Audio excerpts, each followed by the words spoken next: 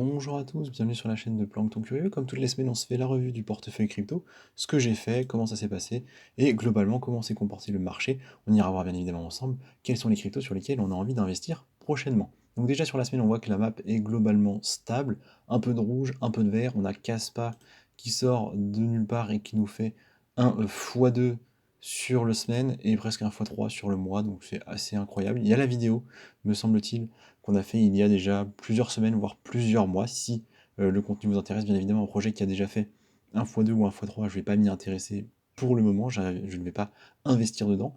Pour le reste, écoutez, je vous rappelle juste les règles du portefeuille et on passe à l'analyse. Donc le but initial de ce portefeuille, c'est d'aller de 4 000 $ à 40 000 $. On se donne une durée d'à peu près 2 ans. La stratégie tourne autour de la protection du capital. Donc on a d'abord investi sur des valeurs solides, je vous ferai un petit rappel de ce qu'on a acheté, et on prend des profits rapidement. Sur un x2, je vais récupérer 50%, sur un x3 en bull market. Si on est plutôt dans une période de hausse, je vais peut-être attendre le x3, mais voilà, sur un x2, sur un x3, on récupère très très vite.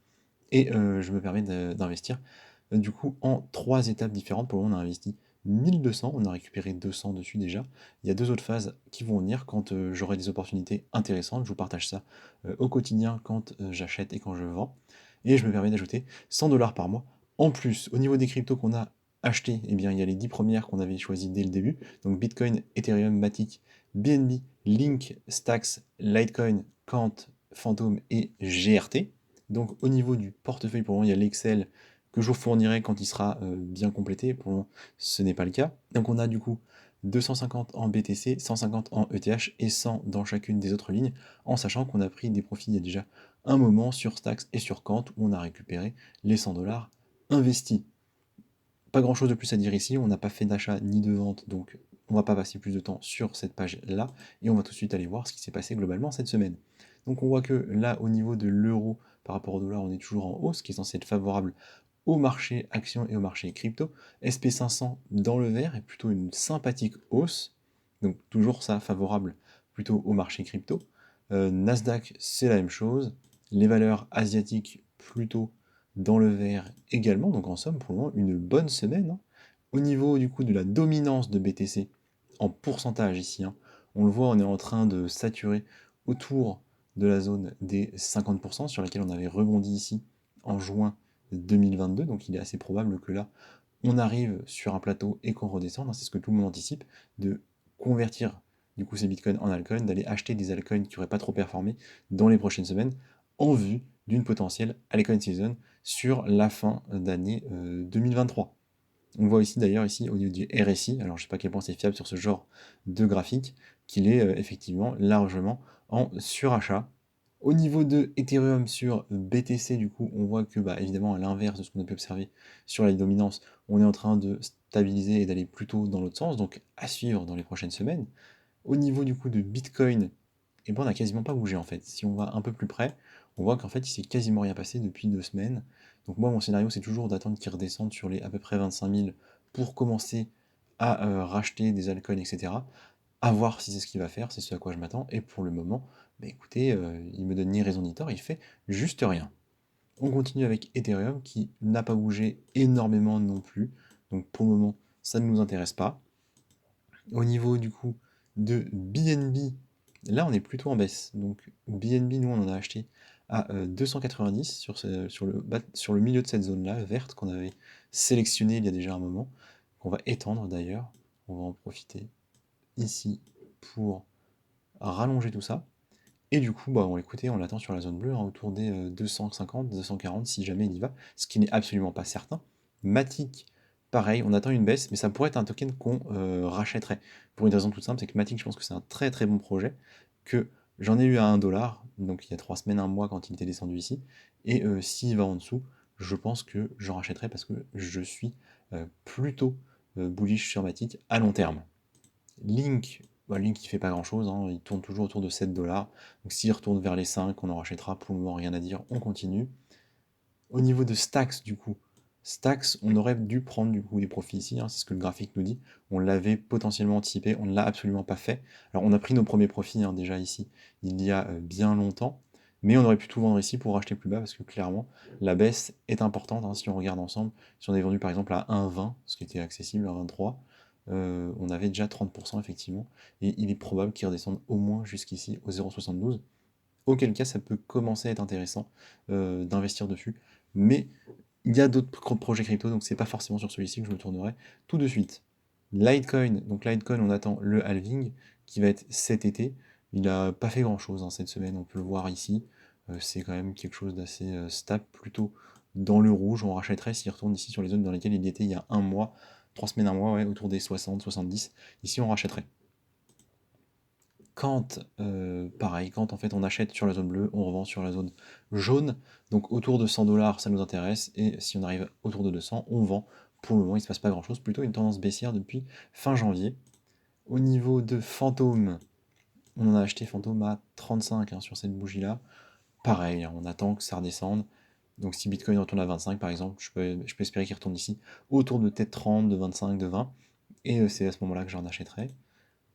GRT, c'est le même type de scénario, on attend une baisse, sachant qu'on est déjà rentré dessus, on n'est pas pressé du tout, donc pas grand chose à dire pour cette semaine. On continue la baisse gentiment. Ici, c'est pareil, on le voit de toute façon, tous les altcoins sont dans le rouge. On a touché presque à ces Illuvium. À Illuvium cette semaine, on a un peu rigolé. Donc Illuvium, avec l'USDT, vous le voyez ici, on est allé à 54, j'avais un ordre à 55, donc j'étais censé le prendre. Sauf que j'étais en BUSD, et en BUSD, Illuvium n'a pas atteint les 55, il est atteint 55,05 ou 0,8, quelque chose du genre, donc mon ordre n'a pas été pris. Bon, bah, j'attends un retour sur cette zone-là pour rentrer, et ce sera avec plaisir, sachant qu'il ira peut-être un peu plus bas, peut-être sur cette zone-là, des 50, mais moi je commencerai à 55. Filecoin, donc Filecoin, ça fait un moment qu'on le surveille. Je pense que là, on est en train de retourner sur une zone intéressante. Le 5 $, 5 $, c'est un bon prix pour commencer, pour initier une ligne de Filecoin. Et s'il va plus bas, pour en racheter un petit peu plus.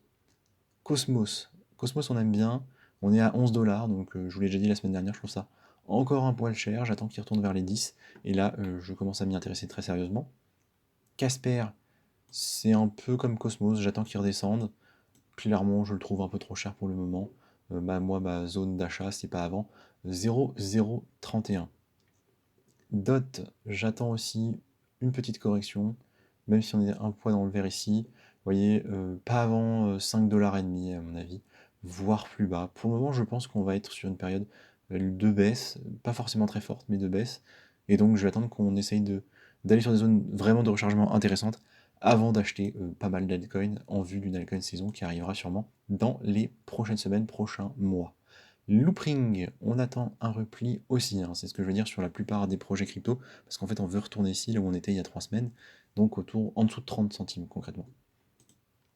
CRV, CRV, je commence à bien aimer ce que je vois.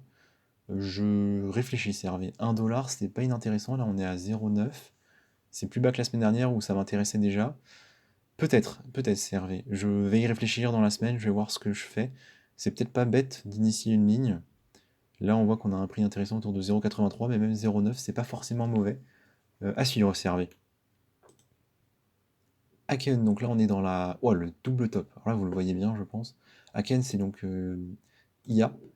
Vous le voyez là, double top, clairement au niveau là des 0,04. Donc là, on s'attend soit à ça, voire à ça. Aken, donc Aken, j'achète pas avant cette zone ici, autour de 0,03, voire même ici 0,02. Parce que là, c'est vraiment une figure de double top très claire, en tout cas en vue weekly. Au niveau du coup de Fetch AI, on est en train de redescendre aussi. D'ailleurs, on voit qu'on était vraiment en surachat. J'ai pas regardé trop le RSI récemment, mais on était vraiment en surachat et là, on est juste en train de redescendre depuis quelques semaines. Donc, tranquillement, là, on est en train d'arriver sur une première zone, mais je pense que, comme pour la précédente, je vais attendre un retour ici. Avec, j'ai l'impression, un peu de calme au niveau de l'IA. La hype semble être un peu calmée. Ça reviendra, bien sûr, mais la hype semble être un peu calmée. Donc, je pense qu'on peut s'attendre à un retour sur des valeurs plus basse au niveau des valeurs IA tout simplement. Et donc Agix, ça va être pareil, avec peut-être même un double top ici aussi, hein, un peu comme Aken. Et donc on va attendre au moins cette zone-là qu'on avait prévue. Il y a déjà un moment également, on va pouvoir l'étendre également, parce que clairement là, euh, ça ressemble pas à quelque chose qui a envie de continuer. Après ça peut être un bull flag, vous me direz, mais ça me surprendrait quand même. Personnellement, je trouve que c'est trop cher, donc j'attends. Au niveau de Magic, on va attendre un repli aussi, hein, ça ressemble vaguement à un double top aussi, donc on attend ce retour sur cette zone-là. Vous l'aurez compris, c'est une semaine où on attend. Là, on est sur Rocket Pool, je sais pas quoi en penser. Je vous avoue, quand je vois la configuration, on va essayer de prendre un peu plus de recul. Ouais, c'est ça, c'est une crypto sur laquelle il y a très peu d'historique, donc c'est pas terrible. Globalement, c'est dur à lire, j'ai envie d'attendre personnellement, au vu du marché. Et en plus, on était assez haut des.